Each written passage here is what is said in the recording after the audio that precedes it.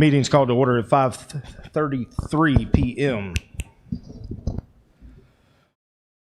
Tonight, our pledge is going to be led by Zach Stricker, and our invocation to follow by Cooper Jacoby.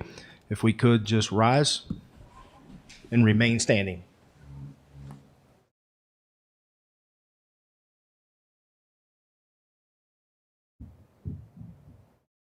I pledge allegiance to the flag of the United States of America and to the republic for which it stands, one nation, under God, indivisible, with liberty and justice for all.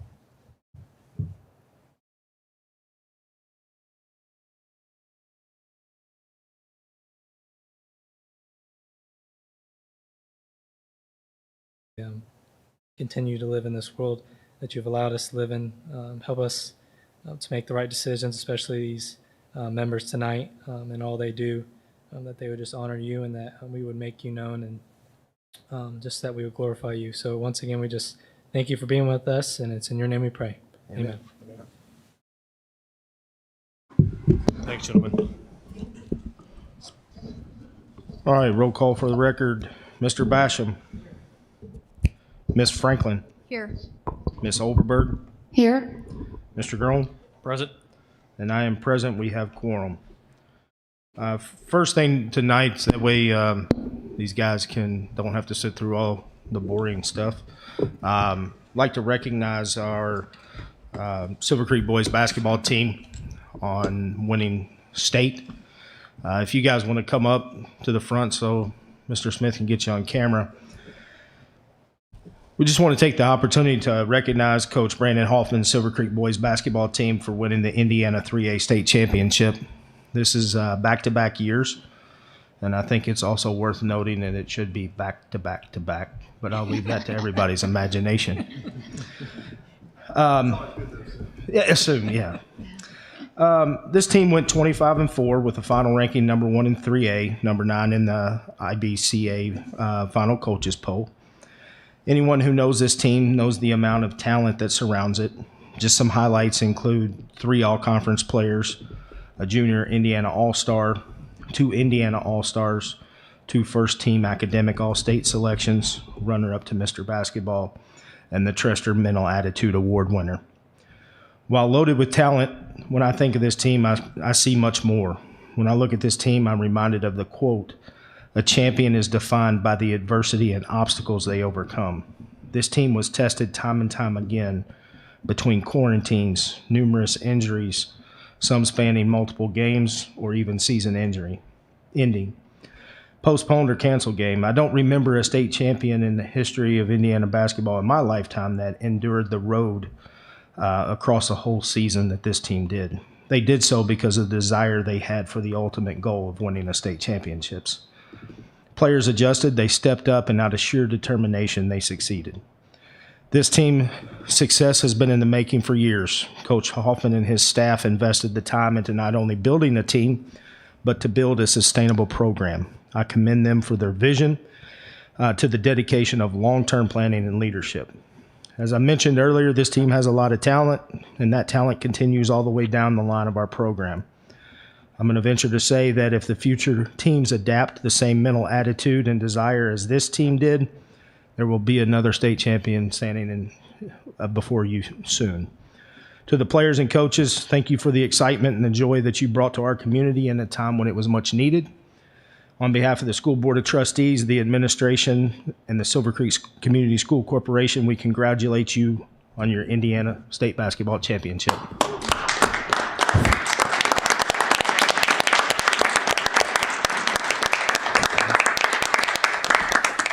Microphone's yours if you want it. Well, Dr. Brillhart, yesterday I saw him at school and he said that Coach Shane spoke for about 9 minutes. So I told him he says about 3 words for every my 1. So I told him I'm good for about 3. I think Chris nailed it on the head a lot about our team. I want to thank the school board members and Dr. Brillhart, especially for always being at the games. It was a great run. It was really refreshing to see school board members and our superintendent at the games. And That meant a lot to us. I think it's just this, like I said, you could go on and on about these kids and how special they are. I don't know if we'll ever see a group. We'll have groups as talented as this, but in terms of champions on the court and off the court and the type of kids and work ethic, it's going to be tough to match. It's going to be real tough to match. Team GPA at 3.7. Our senior GPA was 3.8. And if you guys were at our games, the sportsmanship and the way that they carried themselves during games, after games, really made their families and our community proud and stand out. You know, we have, Big Trey was a fourth generation Silver Creek basketball player. We have Isaac and Nolan Gilbert, third generation Silver Creek basketball players. So there's a lot of, of course, you guys know I went to Silver Creek and a lot of our staff went. So there's a lot of blue and orange running through our team. And just super proud of that. And just one thing I wrote down about our team and about our season in sports, it's just a great time. What a time to be alive in Sellersburg. You guys are going to be voting on building projects. How exciting is that? I mean, that's something we've been looking forward forever. We got champions. We got Titletown champions, T-shirts around town, cheerleaders, and girls basketball and boys basketball. It's just a great time to be in Sellersburg. And it's just a great place to be. But I think our goal here, everybody's goal is to educate our kids, our students. And there's something, I know sports gets a lot of maybe too much attention in some people's mind, but there's a lot of things that you can learn that this team learned and taught me and everybody else. That's going to be lifelong things. Chris already talked about the adversity. Just the lifelong skill of handling adversity. That's going to go forever. Okay? The importance of commitment and discipline. Showing up on time, taking care of your body, taking care of yourself, looking out for others, following rules, staying out of trouble, all that stuff. Being a great teammate. Sometimes it's not easy when you're only scoring 4 or 5 points a game and somebody else is scoring 30 points a game. But your job is just as valuable as theirs. That's a lifelong skill, being a great teammate. And then performing under pressure. And I think, Chris, you mentioned about adversity. There is a ton of pressure on these guys. A ton of pressure. And they got everybody else's best shot every game. And a lot of times, everybody was rooting for them to lose. Everybody likes to see the champions lose and the favorites lose. But these guys were champions every game, every minute, took everybody else's best shot under a lot of pressure. And finally, the last thing, that's a lifelong skill, is being able to set a dream and a goal and achieve it and stick to it. They mentioned these guys were our third grade travel team, all the way up to high school. And we had a goal of winning a state championship. And then last year, we had a goal of repeating, and it wasn't there. And then we're praying all off season, and we're, it's just a thing we're hoping for, and we finally get the opportunity, and then we get to achieve that goal again. That's awesome, and you don't get that much. It doesn't happen that much. You set a dream, and then you get to achieve. That's an awesome thing. That's a beautiful thing. And these guys get to do. That's something I'll always cherish. I'll always remember the most with these dudes. Just their unwavering commitment to their goal and achieving it. So thank you, guys. You're welcome. Thank you. Thank you.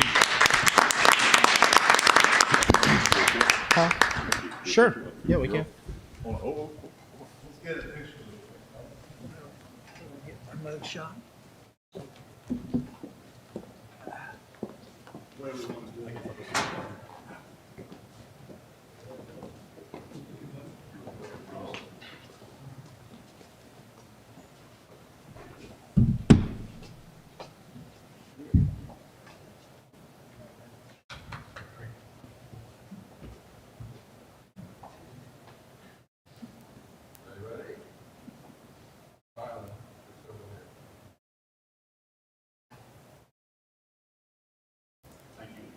We actually have state medals coming for the entire board as well, but they're not in it. So. Thank you. It's going to be a great surprise, but It's a surprise. Class that, guys. Retired Actress doesn't always Urgency's not theirs.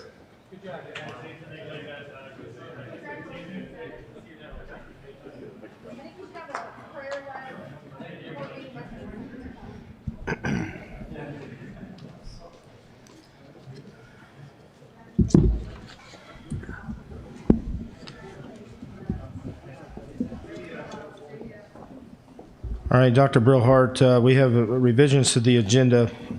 First, under A3, the approval of Johnson Controls inspection renewal.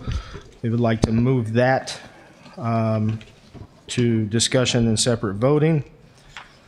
In addition to that, we also have E2, move to discussion, which is the final design for the multi-purpose playing surface. And then E5, approval of the proposed salary scale, move for the Director of Health Services, move to discussion and other action items. Do you have any emergency additions to the agenda? Yes, sir, we do. Kind of ratchet through here. So under A, and I apologize, this was not in print. Under A, executive board meeting, executive session 5:30, May 17th. Under A as well, we'll have a hearing on May 4th at 6 o'clock in this room. Again, 6 o'clock, May 4th. And then also under A, approval of bank reconciliations for February and March. Under donations, we have $500 Silver Creek High School girls basketball Merrill Lynch, $500 Silver Creek High School boys basketball Merrill Lynch, $300 Silver Creek High School softball Major League Shirt Company, $500 Silver Creek School Corporation donation from UPS.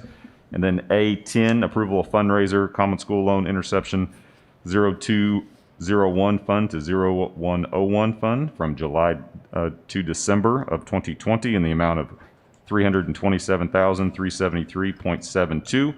And then this exact same thing, reflection of January to March 2021, $118,857.66. And of course, as I emailed the board, this process will of course take monthly moving forward until the common school loan legacy debt is expired. And then also under personnel, under C1, we have an abundance of summer school appointments for Silver Creek Middle School and also Silver Creek Elementary School. Under C3, we have classified appointments. C3.2, Sue-Ann Rainbolt, teaching assistant. C3.3, Evan Saylor, Silver Creek High School Summer School EL assistant. C3.4, Candace Hoffman, Silver Creek High School Summer School SPED assistant. Silver Creek Middle School Summer School appointments. Again, there's abundance. Colton Eddy, Kristen Schneider, Carol Craig, Acecia Luther, and Michelle Tooley. And under E, as you mentioned, approval of proposed salary scale, Adam Collum for Director of Health Services, that has been moved to discussion action items. Those are the only emergency additions to the agenda. You've heard the revisions to the agenda and the emergency additions. Do we have approval or a motion for approval to accept? I so move. Ms. Overberg makes the motion. Do we have a second? I'll second. Mr. Basham seconds. All those in favor say aye. Aye. Those opposed? Thank you. There are no minutes for approval. I did want to make an announcement. Late yesterday, I did receive two very, very important letters. One from the county auditor, one from the county clerk, that certifies that not a single petition was picked up in remonstrance in the 30-day time frame for the $55 million Silver Creek School Corporation building project. So I think that reflects two things. A, the community is in support, and again, we appreciate their support for this need. And B, I commend the board for respectfully being mindful of obviously the taxpayer. So again, that serves two things. So again, congratulations to the board, congratulations to the school corp and the community, and of course Silver Creek Community Schools. We talked about reminder of upcoming events. Again, executive session May 17th at 5:30. We will of course have a hearing on May 4th at 6, and then regular scheduled board meeting May 17th at 6:30 at Silver Creek Middle School's GPR. Without any further ado, I would like to present Mr. Jim Funk from CSO Architects. Jim is here to present some information in relation to the design and the details of the Silver Creek High School football field. So Jim, I'll turn on the projector for you, and then I'll run the show here for you. So thanks for coming, Jim. Appreciate it. And the floor is yours, sir. Is there any way we can kill these front lights? Miss Campbell, can we kill the front lights? Thank you. First, thank you for selecting us as our first time back since that happened. Very excited to be able to do these projects. So with the multi-purpose field design, we've spent a good bit of time with athletic staff looking at what exactly the field would look like. So it's kind of the fun part of this, and I think we're pretty close now. We've actually got 10 options here. There are 6 orange versions, 4 blue versions. The one you see in front of you is pretty close to what is wanted. So actually, go back one slide. So this is our, if you think about this one, this is pretty close. I'll explain a few changes that athletic staff is wanting. But as we went through this, I really landed on a few things pretty early. One was the logo in the center. So as we look at the 10 examples here, you'll see that example in each one. Also, you see the wide white band around the outside. That serves, in a lot of fields you see dotted lines that kind of at the outside of the wide part of the white line. Instead of this, we're filling the whole thing. Gives it a nice, vibrant look. At certain parts of the field, it's the press area. At other parts, it's the coaches area. The orange you see on the sidelines is the player zone that they must stay within. We went through a lot. You'll see different fonts used on the for Dragons and Silver Creek. You'll see Silver Creek pop up here. But you'll see in all these, you'll see kind of the field and the 2 colors of green that alternate, which is a nice look these days. The numerals for the yardage markers all stay the same, just a pure white. And then, so maybe just kind of flip through several of these, give you a feel for all the different versions, different fonts. This one you'll see Silver Creek on the sidelines at the bottom and top. Go ahead. Another font with the blue infill in the end zone. This one with white, and again, a different font.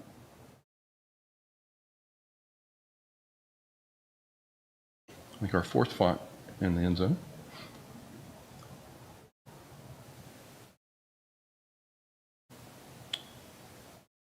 And now some blue versions.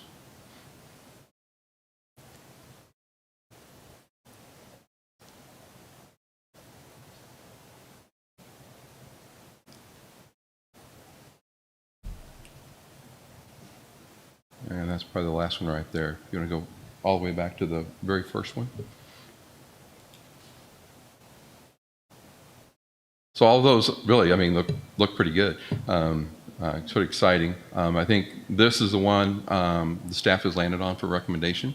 The only change is where it says Dragons to say Silver Creek, like in the next slide at the bottom and top. And then I think still want to play around a little bit. Does that band live in green? Because you see the gray line there? That's actually a soccer field marking. So if that bottom part where it says Dragons was just the green that continued on, it would help define that soccer field a little bit better. I think they want to see some versions of that, but I think that's somewhere in that will be what their recommendation is for you guys to approve as we move forward. We still got about 10 days prior to that to kind of figure that out, to get it out in addendum, to let the bidders know if we move forward with that. But any questions I can answer in regards to that piece, and any comments? I don't have any issues. That looks good. Thank you for all the work. Yeah, I think there's definitely some great designs there to choose from. And John is here somewhere. I know he there had a lot of input in that, along with all his coaches and other people. And I don't know if you want to comment on why you kind of ended up where you ended, or. Yeah, Mr. Smith doesn't like when I talk to him over here. Just because it looks the best. How about that? Yeah, go ahead and come up and tell us your thoughts. There's a lot more to it than just picking the best Yeah, looking one. absolutely. Absolutely. So we went with this. We had a lot of input, as you said. Originally, we were going to do just the tick marks for the soccer field, but we went ahead and decided to go ahead and line the entire soccer field for a couple of reasons. You know, we don't know the long-term, I guess, project of when a soccer field may be an addition. So we went ahead and did that. And we did those in gray.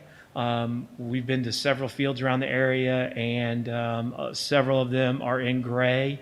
It does blend in a little bit more, but it's still noticeable enough that you can play soccer on there. You know, we like I think ultimately we like the font that matched the S in the middle for the SC. We did go with the long jump pit inside. We are, unfortunately, our track is too narrow to fit both the pole vault and the long jump at that end.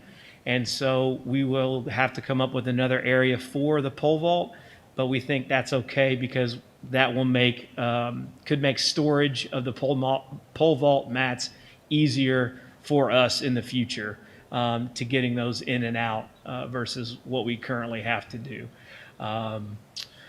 We also like the alternating light green, dark green, and we felt that was important for us. And it looks, and then the D end zone will be for the high jump area as well. So, did I miss anything? That's pretty good. Okay.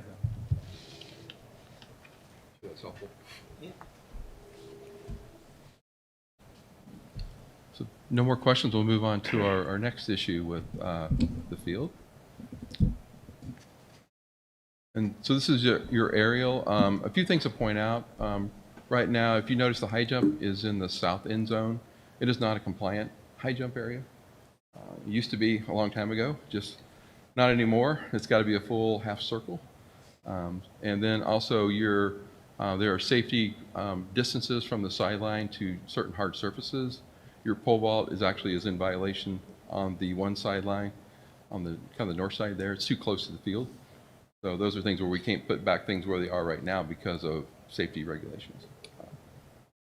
Other things to notice is your field is actually not centered on the track. It is offset a little bit, as well as the stands and lights. So as you saw those diagrams, they do center on the track. So that requires some movement of things to make all those adjustments in the future.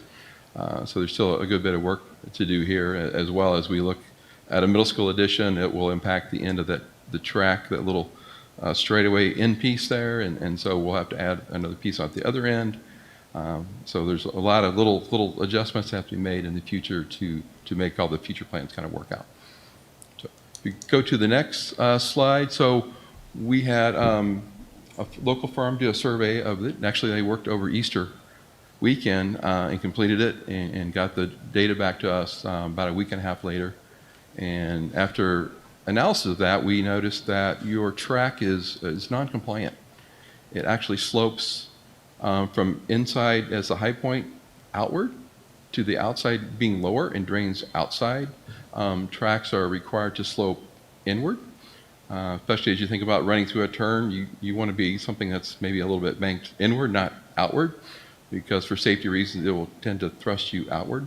I mean, tracks are less than 1% slope. That's the maximum, so it's a pretty subtle thing, but it is doesn't meet the guidelines for ISHA, and so we contacted them and to find out, okay, how would you rule on this track? What does this mean? And they took a little while to get back to us, but basically came back and said it's okay to use. There are several others in the state like this. You're not the only one.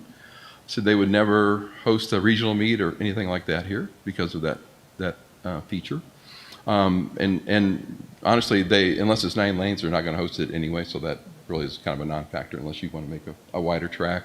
The bigger thing to me was they will not honor any state records that occur on this track because of its noncompliance. So if you have a outstanding individual that breaks a state record time, that will not be allowed if it occurs on your track. So as we move forward with the multipurpose surface project, there is an impact there. If we want to correct that, then we only have a couple options on how to do that. And one is pretty easy to go ahead and do the turf now. Another one that may be the better solution is hard to do the turf now. And so, you know, the first question is, does the district want to fix this? You know, is that important? We are looking to resurface the track. And the last time it was resurfaced was probably 2010, something like that. It was not taken down to like dirt and started back again. Typically, you get about 25 years out of a track before you have to do that and kind of build it back up and with the base. And depending on, you know, if there's movement in the soil and things like that, this didn't seem too bad, but it seemed like it's been a while since that's happened. So that factors in the cost as well, and resurfacing. We know we have to do a Z-zone. We know we got to move some things around, and so there's a good bit of work anyway with that. So as we look at those options, the first option, if you want to flip to the next slide, is we can set the turf to be where the current inside edge of the track is. And then in the future, we would have to actually build up and kind of build a wedge to slope it the other direction. And as we get to the outside of the track, that would raise it 7 inches. And so you can see around the track, you've got fencing, you've got a 6-foot concrete apron all the way around. All of that would have to be taken out and replaced and put back at a higher elevation, as well as your visitor bleachers, and there's a little building there that's all set virtually the same elevation, so those will be impacted somewhat. And then there's some drives and sidewalks that connect, so we'd have to address that. So one issue is your field is at the top of a hill, so there's a lot of slope up to it anyway. So a few challenges that we'd have to work through to figure out if that is possible. Home side bleachers, looking to replace those anyway, press box, so that is kind of a non-factor in cost in this situation, just because of that. So if we look at the next option would be to hold the outside edge and push the track down, which is pretty much rebuilding the whole track to do that, because we're kind of going into the slope of it.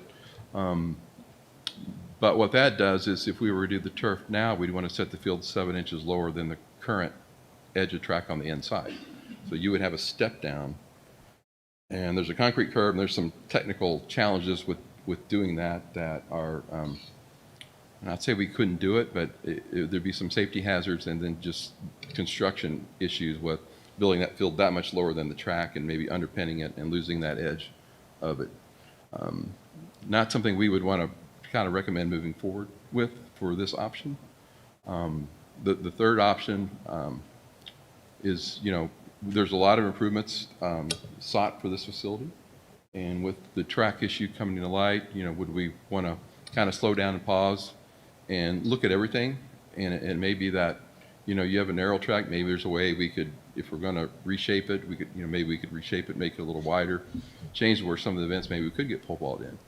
We are limited in space, but there is a little bit of room if we start looking at it as a whole. You will save money by doing the track and field together, because we're going to do that field, we're basically going to take 12 inches of dirt out all the way across there and haul it out about 330 dump trucks full and move it somewhere else. And so that's got to go across the track for that to happen. So it's got to be protected, which costs more. As well as you get a bigger project, you'll just get more economy of scale, because we'll be digging up the track, digging up other things for that to work. And then it's what we found with, we built a lot of turf projects for multiple high school corporations together. And we've seen generally about a 10% savings on the entire turf projects when we do that. Most of these companies are not local. They come in, you know, so they mobilize, and so if they're here and they can mobilize and do multiple fields, then their price is going to be a lot cheaper. It's a lot more attractive. Also, bidding in the right time of year. We're bidding really late in the cycle, so we're paying a premium for that a little bit. So we could, you know, then turn around and bid it in the great time of year and save more, and especially if you're doing multiple fields. So a lot of factors like that could factor in. It could save you considerable dollars. If you want to wait, if you don't, we're happy to go ahead with it. We're just kind of limited on the one solution we can do with setting at the field level with the inside of the track and then kind of building up and dealing with all that issue later. Do we have room for 9 lanes if we were to decide to do 9? We did look at that. I think it could be done. I think most of the schools in the area are only 8. I think there's only 1 or 2 that are 9. Yeah. And those are the ones that actually host state championships, and those are like Bloomington, Yep. like the university. Yeah. So I don't know if that would be something that would. We had that internal discussion when the athletic staff did, and I don't know, John, if you want to comment, you. Yeah, do you see that as something as being important to us? Oh, okay, we can both.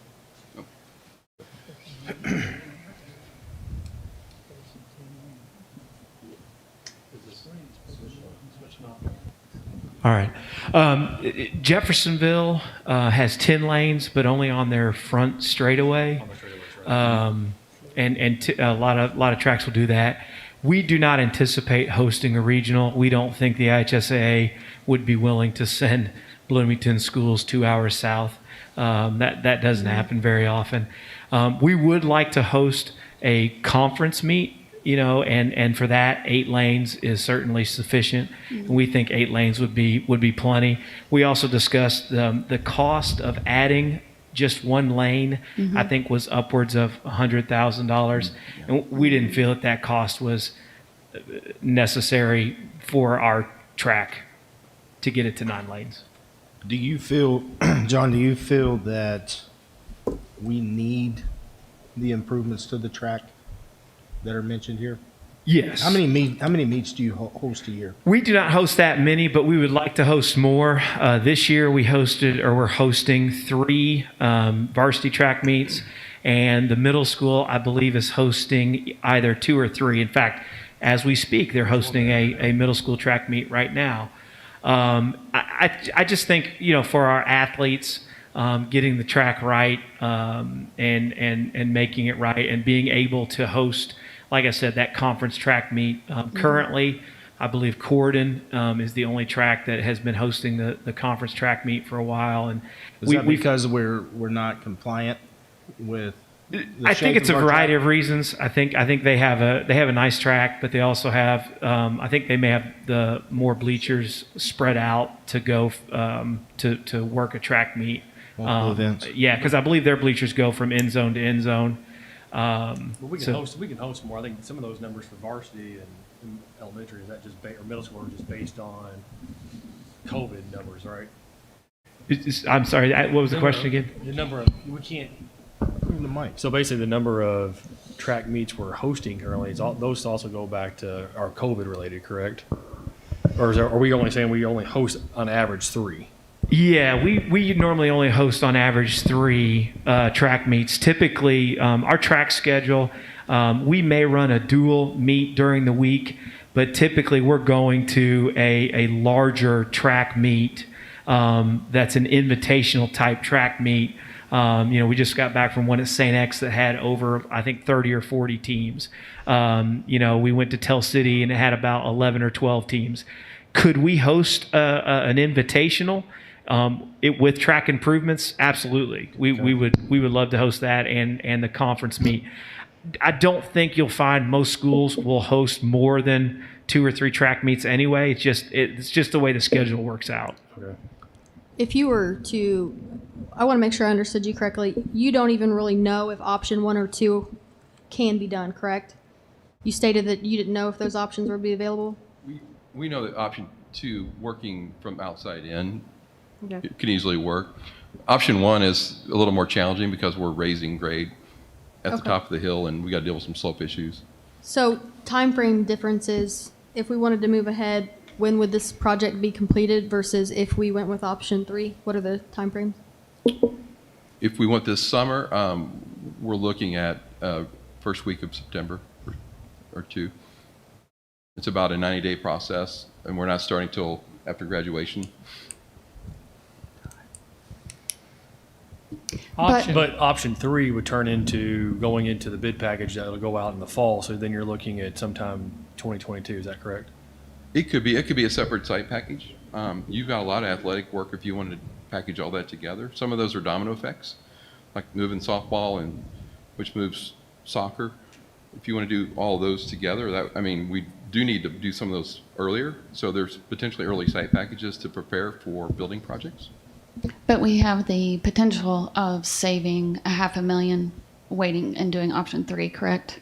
Right, and that's if you did a big site package. It doesn't have to be with the buildings. It could, as long as it's with other site work, is where you'll see your savings, or other turf bids. Where do you see the savings? You only mentioned hauling dirt off. So where would we be saving money with? Are you including the cost to build concession stands, locker rooms, and things like that as far as those things? Or are you just specifically talking about the field and the track? You will, right now, just to bid this project, you're going to pay probably about a $75,000 premium for bidding late in the year. Just because you kind of missed the window. We bid back in November through January. When work's slow. When work's slow and when vendors don't have anything on their books, they will be, it'd be $150,000 less than it would today. Because some bidders are not going to bid because they can't do the work. They don't have a time slot to fill to get the work done. So the savings is in the bidding process, correct? Because it would be a cost for one bid versus multiple bids, and Right. then also the right time of the year and everything Right. would And then lead if to you the possibility of were to bundle $500,000. multiple projects together, then you get a better cost from those bidders because they're here doing more work at the same time. If you do the track improvements and the football at the same time, wouldn't that be a little easier to engineer the project? Yes, it would. Because we may find that it's in the middle somewhere that is the sweet spot of, where we set things. Well, We all- especially, and I agree with that. I think if the transportation gets off campus, then at that point there too, you're looking at taking the dirt and just possibly moving over there, so. Yes, yeah. Yeah, so long term, it could create a better product, better area for us. Yeah, there's a good example. We've got a lot of dirt to haul off. If we have to dispose of that, I think there's a place pretty close by it can be taken to. So that's not always the case, so it's less expensive, but we may need it to fill even around the high school site for a building pad or at the transportation. So if we can, haul that dirt somewhere that it's used and not hauled off and then pay to have it hauled back, then that's additional savings. Some projects we spend, $500,000, $750,000 hauling dirt around to elevate a site and do things like that. So there's a lot of value to that. It's just knowing the right way to use it, and we're just not there yet with how early we are in the process. I know we're all anxious to get the ball rolling, but I think we also have to look at what's best long term. So. Tom, And my understanding of this project was needing to be done because we had money we had to spend. Is that correct? We don't have to now, because we're not going to referendum. That was Yeah, that was only if we were doing only a in the GO. event that we were pushed to referendum. Okay. Yes, that is correct. That's the reason we started the process on this so early, was if we couldn't sell bonds in 2021 to keep the tax rate at the same dollar figure, we were going to have to GO bond, and that's what this was going to cover. But now that we have these letters, we're good to not start. And the reason why, just for public perception, the reason we were going to start with the football field and soccer field was because that was the one thing we knew wasn't going to move. Everything else is kind of open for debate or discussion. Well, So, I think, and that's my assumption at this point. If we bid this late, even if it goes out in an early package, you're really still technically impacting it all the sports, whether it be the cross. You're looking at whether by the cross country field where the soccer sits. You're going to impact the football stadium. So I don't know if all that will be done before scheduling is done. So then you're impacting not one sport, two sport, possible three sports at once, and then so there's a lot of logistics we got to run through. yeah, that was actually going to be a question of mine. You said combining multiple projects into one. Just one bid, though, correct? In a bid, yes. Right. Yeah. I understand that. And it does mean they have to be installed at the same time. It's helpful for them if they are. Right. Well, you had said that they come on and they mobilize so they can do all the projects at once. My concern is You're talking about playing services that encompass multiple seasons. So when would be the appropriate start time and finish time to do all of that? It's still maybe summertime, but we would, bid it January, December. So you're talking January 2022, summer work 2022. Could be, for next Okay. summer, so we'd be bidding, potentially this year, end of this year. You stated that option one, you felt like you knew either what option one or option two could be done.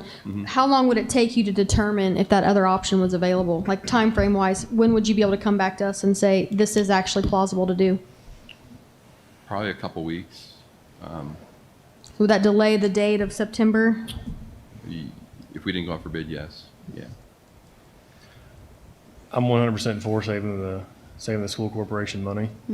I'd rather do it right, because ultimately here we are, post West Clark, and it has been done right, and I'd rather do things the correct way. And I think our students would want that, and also some of our, not just for football or tracks, also for our band that have to march out there too. So.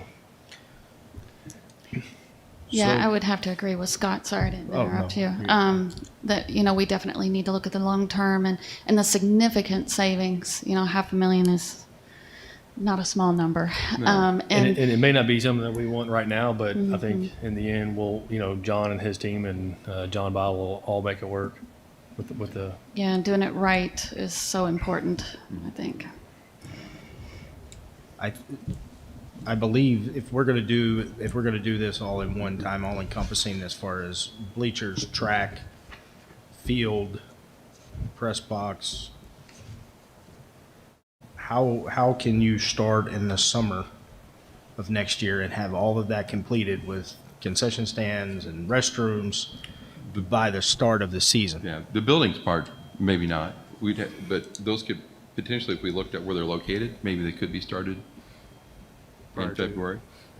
Well, I guess my question is John,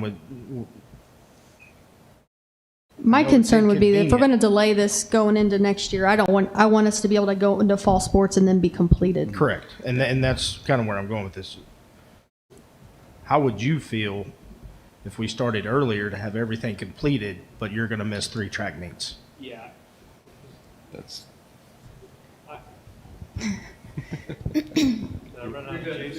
Okay. This is my first spring as an AD because of the shutdown, but I do think it would probably be easier to displace the track team, and those track meets could be moved to other locations very easily. Last resort, obviously, but they can run in a parking lot if you had to. Not that we want to do that, but I know that they have talked about that. Other teams do that. So I do think it would be easier to displace the track team from that area than it would be the soccer team, the football team, the band. The fall on that field, it gets really crowded really fast. It does. It does, and that's one of the reasons. If we're talking about mobilizing multiple people and doing excavation work, I think if you can get all of that done, fence inside, everything, we're going to be in much better shape. I just wouldn't foresee you being able to do that from June till August. So if maybe we start in March, and then we have a whole lot better chance of having everything complete, ready to go for fall of 2022. if we can start in March, you'll get great pricing. Okay. Because you're All right. you're We'll pretty much start off in season. March. I appreciate that. Yep. We will make that work. We will do what we will do what we can. I think that one of my other concerns with the project was fencing. You all mentioned fencing, and the possibility of having this nice field and no real way to protect the field. So I think it would be wise to design that into the plan as well. I think all the fields need fencing, even if Yes. even at the primary. So Yeah. Thank you for your information. yes, thank you so much. Looking forward to working with you. Yeah. Thank you. You too. Thank you, Jim.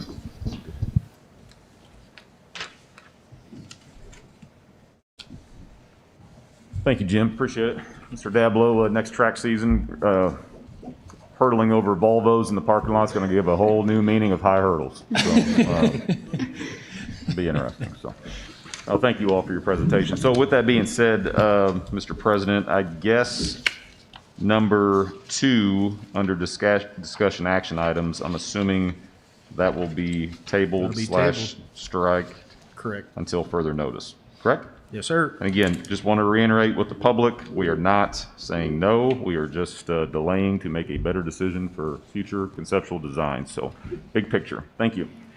Okay, with that being said, we will move on to the consent agenda. I've read all the emergency additions on the agenda. There are a few items under finance, under A. And again, just to kind of reiterate A10, what that is, every month, the IDOE intercept, steel take, whatever you want to call it, a percentage of our common school loan payment that has to be remitted to the Indiana Bond Bank. And as we are the holders of the Legacy Debt Fund, that interception's been happening to our education fund, which is again part of the interlocal agreement. So in talking with our financial advisor, instead of waiting as we originally had planned until June 30th to reconcile, we just decided it would probably make much better sense to begin doing that monthly, which obviously we got to catch up for technically 9 months worth. So that's what that massive transfer is going to be. And then obviously every month, just like we do our education operation fund, we will just add that to the agenda. That way, obviously the board can see that. So how that dollar amount, it will not change every 6 months. Because then once certain debt is expired with old common school loans in 6-month intervals, then the interception amount will change as well. So, and again, you'll notice that in the upcoming month's agendas. Under B, instruction, we have 1 item. Under C, personnel, C.1, we have 3. And again, the abundance of summer school positions. C.2, certified resignations, we have 0. C.3, classified appointments.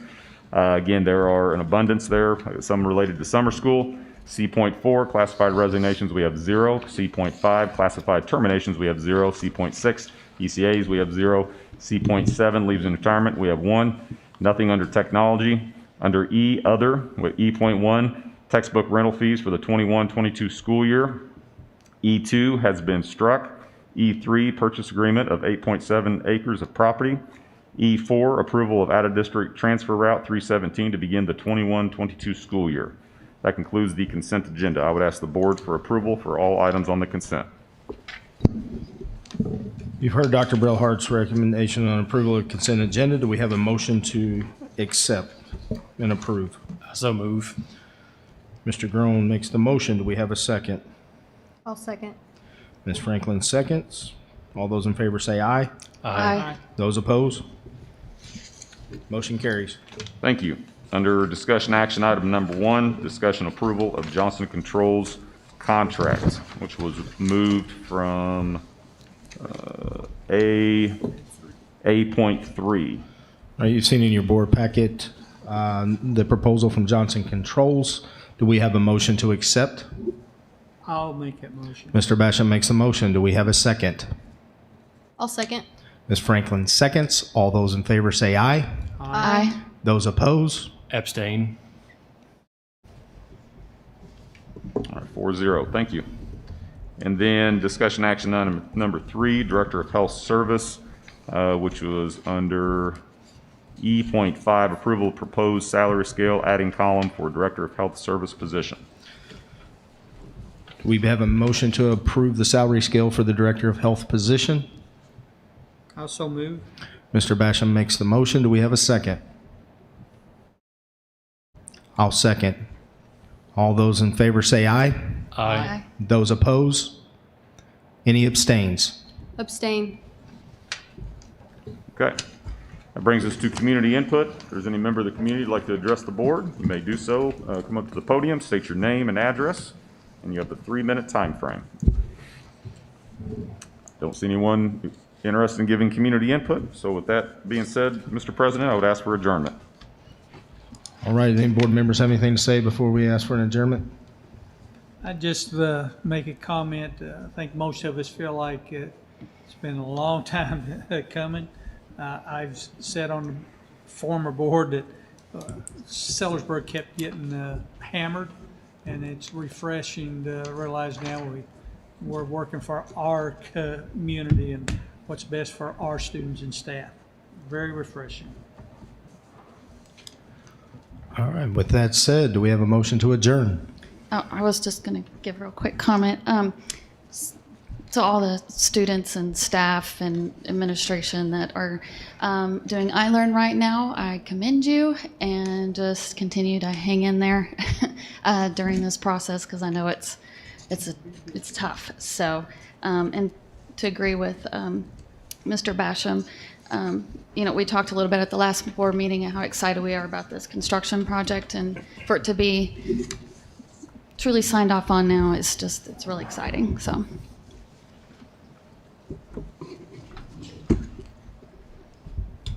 Do we have a motion to adjourn the meeting? I so move. Ms. Overberg makes the motion. Do we have a second? I'll second. Ms. Franklin seconds. All those in favor say aye. Aye. Those opposed? Meeting adjourned.